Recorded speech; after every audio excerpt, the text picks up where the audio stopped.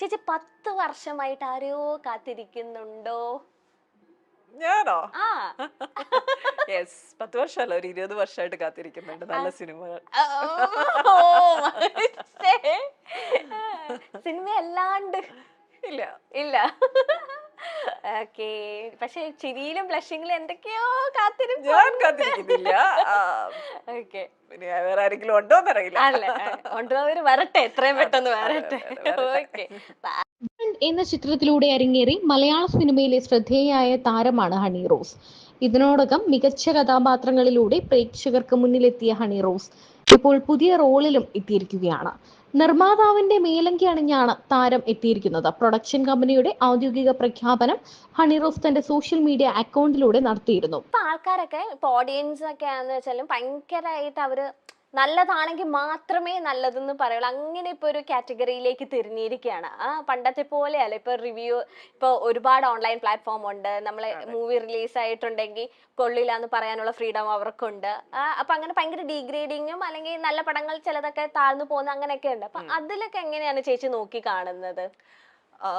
ഇതെല്ലാം ഓരോ ആളുകളുടെ അഭിപ്രായമാണ്. നമുക്കിപ്പോ ചില സിനിമകൾ, മോശം റിവ്യൂ കിട്ടിയ സിനിമകൾ നമ്മൾ കാണുമ്പോൾ ചിലപ്പോൾ നമുക്കത് ഭയങ്കരമായിട്ട് എൻജോയ് ചെയ്യാൻ പറ്റും. അത് ഓരോ ആളുകളുടെ വ്യക്തിപരമായ ഇഷ്ടങ്ങൾക്ക് അനുസരിച്ചിരിക്കും നമുക്ക് എന്ത് ഇഷ്ടപ്പെടുമില്ല എന്നുള്ളത്.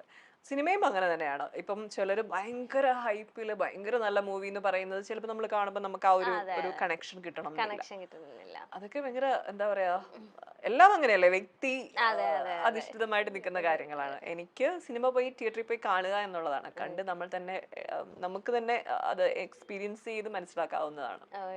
റേച്ചൽ നമ്മൾ എങ്ങനെയാണ് തിയേറ്ററിൽ പോയി കാണേണ്ടത്? ഒരു റേച്ചൽ എന്ന് പറഞ്ഞ ഒരു ലേഡിയുടെ കഥയാണോ പറയുന്നത്? അത് ഒരുപാട് അതിൽ മിക്സ്ഡ് ഇമോഷൻസ് ഒക്കെ കടന്നു പോകുന്നുണ്ടോ? ഡെഫിനറ്റ്ലി മിക്സ്ഡ് ഇമോഷൻസ് ഉണ്ട്. റേച്ചൽ എന്ന് പറയുന്ന ഒരു സ്ത്രീയുടെ വളരെ ശക്തമായിട്ടുള്ള ഒരു എന്താ പറയാ, അവരുടെ ഒരു ലൈഫ്, അവരുടെ ഒരു ജേണിയാണ് ആ സിനിമയിൽ കാണിച്ചിരിക്കുന്നത്.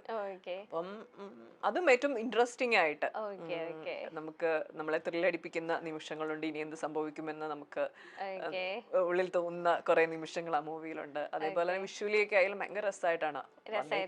അതെ. ഇനി ഹണി റോസിന്റെ ജീവിതത്തിലെ മുൻപോട്ടുള്ള കാര്യങ്ങൾ എങ്ങനെയാണ് എന്നാണ് ആരാധകർ ചോദിക്കുന്നത്. വിവാഹത്തെക്കുറിച്ചും പ്രണയത്തെക്കുറിച്ചും ഒന്നും ഹണി റോസ് ഇതുവരെയും തുറന്നു പറഞ്ഞിട്ടില്ല. എന്നാൽ ഹണി റോസ് ഇത്രയും വർഷമായി, 20 വർഷമായി സിനിമയിൽ നിൽക്കുകയല്ലേ, ഇനിയെങ്കിലും ഒരു കൂട്ടു വേണ്ടേ എന്നാണ് ആരാധകരുടെ ചോദ്യം. ഹണി റോസിന്റെ വിവാഹം എപ്പോഴാണ് എന്ന് പലപ്പോഴും ആരാധകർ ചോദിക്കാറുണ്ട്. എന്നാൽ ഇപ്പോൾ കരിയറിന്റെ പീക്ക് ആയി നിൽക്കുന്ന ഒരു സമയത്താണ് ഹണി റോസ്. എല്ലാ ഉദ്ഘാടനങ്ങളും അഭിനയങ്ങളും എല്ലാം സൂപ്പർ താരമായ മോഹൻലാലിനൊപ്പം വരെ അഭിനയിക്കാൻ സാധിച്ചു. അത് മോഹൻലാലിന്റെ പേരായിട്ട് തന്നെ. അത് മാത്രമല്ല, എവിടെ ഉദ്ഘാടനം ഉണ്ടെങ്കിലും അവിടെ ഹണി റോസിന്റെ പേരും ചിത്രവും ഉണ്ടായിരിക്കും. അത് മാത്രമല്ല, എല്ലാവർക്കും പ്രിയങ്കരിയായ ഒരു താരമായി ഹണി റോസ് ഇന്ന് സോഷ്യൽ മീഡിയ കീഴടക്കി കഴിഞ്ഞു. ഈ സാഹചര്യത്തിൽ എന്താണ് താരത്തിന്റെ വിവാഹ പ്ലാൻ എന്നാണ് ആരാധകർ ചോദിക്കുന്നത്.